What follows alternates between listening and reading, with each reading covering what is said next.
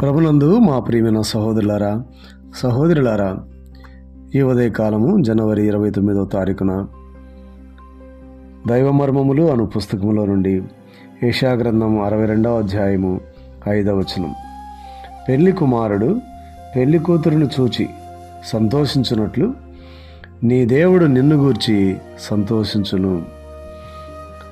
ఆయనతో మనం సహవాసం కలిగి ఉండవలెనన్నదియే ఆయన మనలో అనుమతించు ప్రతి సంధింపు యొక్క గురి.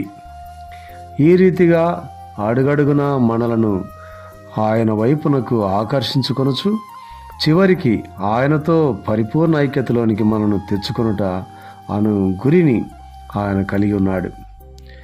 అట్టి పరిపూర్ణ ఐక్యతలోనికి మనం వచ్చినప్పుడు అదే ఆనందం యొక్క అత్యున్నత స్థాయి అని బైబిల్ చెబుతున్నది. పెళ్లి కుమారుడు పెళ్లి కూతురును చూసి సంతోషించినట్లు అనగా సజీవమైన సహవాసము అనేది దేవుని వరం వలన కలుగు పవిత్రమైన ఆనందమును గూర్చి మాట్లాడుచున్నది.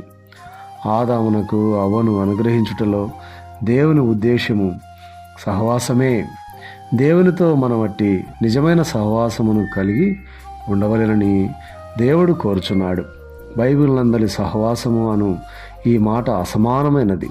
తిరిగి జన్మించని వారెవరు కూడా దీనిని వాస్తవముగా గ్రహించలేరు.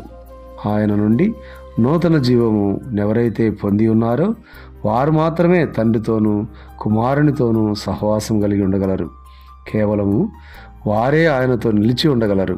నిత్యత్వమునకు ఆయనతో జీవించగలరు. ఈ రీతిగా మనము దేవుని ప్రేమను వివరించగలము. దేవుని జీవం మనలోనికి మన జీవము ఆయన వైపునకును ప్రవహించుటయే ఈ నిజమైన సహవాసం. ఇది ఇరువైపుల నుండి కలుగును. అది మనలను దైవిక రూపమునకును తన కుమారుని సారూప్యమునకును సమరూపము గల దానిగాను మార్చును. దేవుడి మాటలను దీవించునుగాక. ఆమేన్.